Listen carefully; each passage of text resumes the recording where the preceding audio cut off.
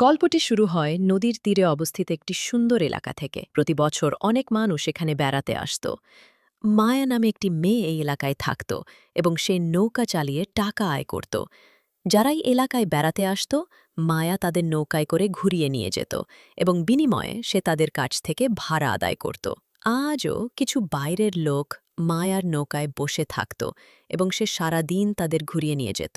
সারাদিন কাজ করার পর মায়া তার ছোট্ট বাড়িতে আসে, যেখানে তার বাবা রোগন তার জন্য অপেক্ষা করছিলেন। মায়া আজ দেরি করে ফিরেছিল, তাই রোগন তার জন্য চিন্তিত ছিল। রোগন একজন হৃদরোগী ছিল। ডাক্তার তাকে কাজ করতে নিষেধ করেছিলেন, যার কারণে মায়া নৌকা চালিয়ে টাকা আয় করত। রোগন চেয়েছিল মায়ার বিয়ে তাড়াতাড়ি হোক, কিন্তু মায়া বিয়ে করতে চায়নি। কিছুক্ষণ পর মায়া তার বন্ধু তারার সাথে থাকে। তারা তার পাড়ায় থাকত এবং দুজনের মধ্যে গভীর বন্ধুত্ব তৈরি হয়েছিল। তারার বাড়ির অবস্থা ভালো ছিল না। তার বাড়িতে একটি ছোট দোকান ছিল এবং সে সেখান থেকে টাকা আয় করত।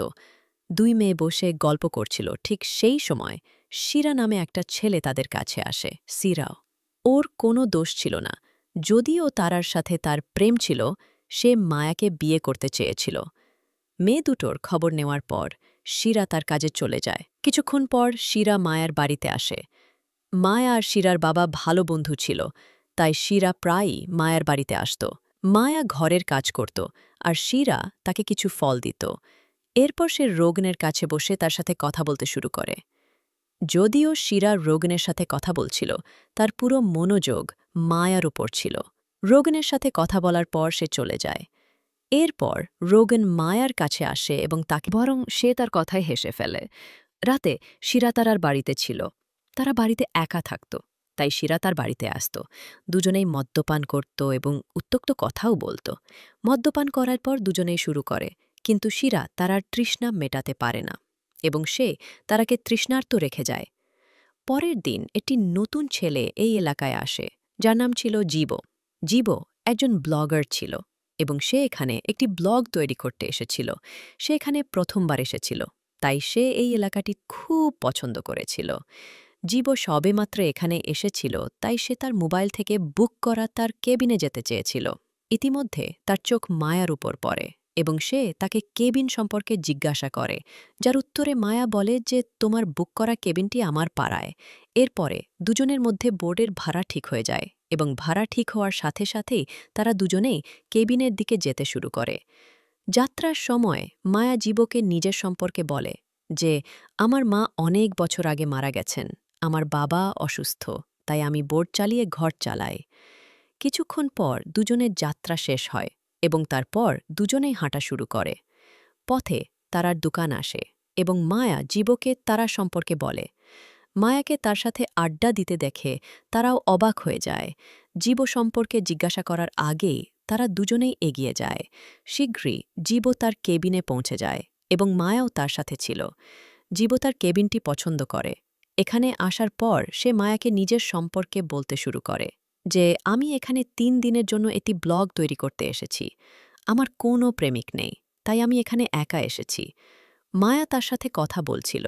এরই মধ্যে শিরা মায়াকে ফোন করে বলে যে তোমার বাবা অসুস্থ। যখন সে বাড়ি পৌঁছায়, জীবও তার সাথে আসে।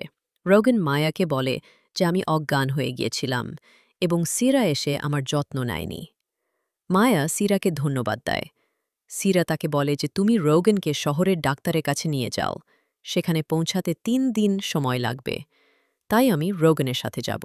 মায়া সিরার কথা ঠিক বুঝতে পারে, কারণ তার বাবার স্বাস্থ্য আগের চেয়ে খারাপ হয়ে গিয়েছিল।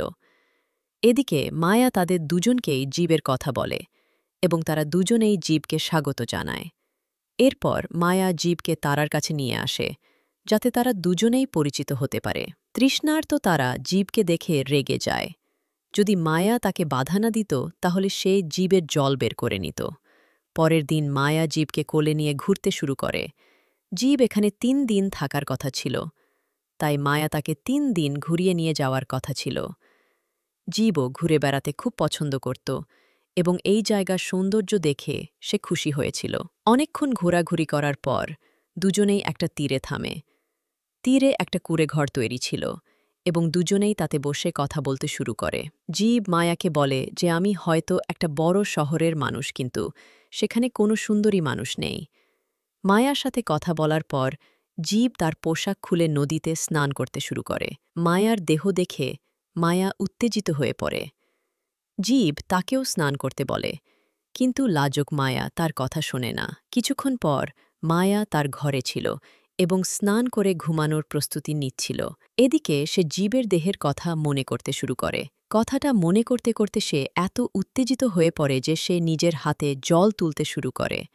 পরের দিন সকালে দুজনেই আবার ঘোরাঘুরি করতে শুরু করে এবং সারা দিন এভাবেই রাতে মায়া জীবের ক্যাবিনে ছিল। সুযোগ দেখে জীব তাকে জিজ্ঞাসা করে যে সে কি তার সাথে শহরে যেতে চায়। মায়া বলে যে আমি কখনো শহরে যাইনি, আমার যেতে ইচ্ছে করছে, কিন্তু আমি আমার অসুস্থ বাবাকে ছেড়ে যেতে পারি না। তার কথা শুনে জীব বলে যে আমি তোমাকে শারীরিকভাবে ভালোবাসি এবং তোমাকে আমার সাথে শহরে নিয়ে যেতে চাই। এই বলে সে মায়াকে চুমু খেতে শুরু করে এবং তারপর তাকে গরম করে তার গুহায় মারতে শুরু করে। পরের দিন সকালে মায়া তার বাড়ির দিকে ছুটছিল এবং তারা তাকে দৌড়ে যেতে দেখে অবাক হয়। মায়া দ্রুত তার বাড়িতে আসে এবং তারপর তার জামাকাপড় গুছিয়ে নিতে শুরু করে। মায়া জীবের সাথে যাওয়ার সিদ্ধান্ত নিয়েছিল, তাই সে তার জামাকাপড় গুছিয়ে নিয়েছিল। ইতিমধ্যে সে কিছু শব্দ শুনতে পায় এবং সব কিছু লুকিয়ে রাখে। দুজনেই একদিন আগে ফিরে এসেছিল, তাই মায়া রোগানের ওষুধ বদলে দিয়েছিল এবং মায়াকে এসব বলার পর সিরা চলে যেতে শুরু করে। পথে সিরা তারার সাথে দেখা করে এবং দ্রুত তাকে তার ফোন দেখায়। ফোনে একটি ভিডিও ছিল যেখানে মায়া জীবদের সাথে ঘুরে বেড়াচ্ছে এবং তাকে চুমু খাচ্ছে। ভিডিওটি দেখার পর সিরা জীবের কাছে এসে তাদের মারতে শুরু করে। ইতিমধ্যে মায়াও তাদের কাছে আসে এবং সিরাকে থামাতে শুরু করে। সিরা রেগে যায় এবং বলে যে এই বহিরাগত লোকটি নোংরা, তোমার গুহা উপভোগ করার পর তার পালিয়ে যাওয়া উচিত। এই কথা শুনে মায়া তাকে বলে, তোমার নিজের কাজে মন দাও, আমি জিরকে ভালোবাসি এবং সেও আমাকে ভালোবাসে। মায়ার কথা শুনে শিরা দুঃখ পায় এবং সেখান থেকে চলে যায়। কিছুক্ষণ পর শিরা তারার বাড়িতে ছিল। শিরা আজ খুব দুঃখিত ছিল, তাই তারা তার সাথে গরম কথা বলতে শুরু করে। আমি কিছু একটা উৎসাহিত করার চেষ্টা করছিলাম। কথা বলার পর সে তাকে কাম করতে শুরু করে। মায়া যখন তাদের দেখে তখনও দুজনেই মজা করছিল। মায়া জানত না যে এই দুজনের মধ্যে সম্পর্ক আছে। রাগে সে চলে যেতে শুরু করার সাথে সাথেই সিরা তাকে থামানোর চেষ্টা করে। মায়া থামে এবং বলে যে তুমি আমাকে বিয়ে করতে চেয়েছিলে, কিন্তু তুমি তারার সাথে মজা করছো। তুমি একজন প্রতারক এবং প্রতারণা সব সময় তোমার সাথে থাকবে। এই বলে সে সেখান থেকে চলে যায়। পরের দিন সকালে জীব একটি বোর্ডের কাছে বসে মায়ার জন্য অপেক্ষা করছিল। মায়া তার জিনিসপত্র প্রস্তুত করেছিল। সে সব কিছু ছেড়ে জীবের সাথে শহরে চলে যেতে যাচ্ছিল। সে বাড়ি থেকে বের হওয়ার আগেই রোগন তাকে দেখে এবং বলে যে আমি জানি তুমি বাড়ি ছেড়ে চলে যাচ্ছ। আমি শুধু তোমাকে জিজ্ঞাসা করতে চাই যে তুমি কি তার সাথে খুশি থাকবে, যার জন্য তুমি এই সব করছ। রোগনের কথা শুনে মায়া বোকার মতো হয়ে গেল। জীব অনেকবার ফোন করে কিন্তু মায়া তার কোনো কল ধরে না। জীবের ফোনের ব্যাটারি কম ছিল, যার কারণে তার ফোন শীঘ্রই বন্ধ হয়ে যায়। মায়া রোগনকে বলে যে আমি জীবকে খুব ভালোবাসি, আমি তাকে বিয়ে করতে চাই। আমি তাকে বিয়ে করতে চাই এবং বিয়ের পর তার সাথে থাকতে চাই। তার কথা শুনে রোগন তাকে বলে যে যদি তুমি নিশ্চিত হও যে জীব তোমাকে সুখী রাখবে, তাহলে তোমার অবশ্যই তার সাথে যাওয়া উচিত। অন্যদিকে জীব অনুভব করতে শুরু করে যে মায়া তার সাথে যাবে না, তাই সে নৌকায় একা বসে চলে যেতে শুরু করে। অন্যদিকে রোগনের পরাজয়ের পর মায়া দ্রুত বাড়ি থেকে বেরিয়ে যায় যাতে সে জীবের সাথে যেতে পারে, কিন্তু মায়া আসতে দেরি করে ফেলেছিল, তাই জীব ইতিমধ্যেই সেখান থেকে চলে গিয়েছিল। জীব নিশ্চিত ছিল যে মায়া তার সাথে যাবে না। অন্যদিকে মায়া তাকে যেতে দেখে কাঁদতে শুরু করে। এর সাথেই এই গল্পটি শেষ হয়। আমাদের ভিডিও দেখার জন্য আপনাকে অনেক ধন্যবাদ। আপনি যদি এই ধরনের ভিডিওর ভক্ত হন, তাহলে দয়া করে আমার চ্যানেলটি সাবস্ক্রাইব করুন। পরবর্তী ভিডিওতে দেখা হবে। ততক্ষণ পর্যন্ত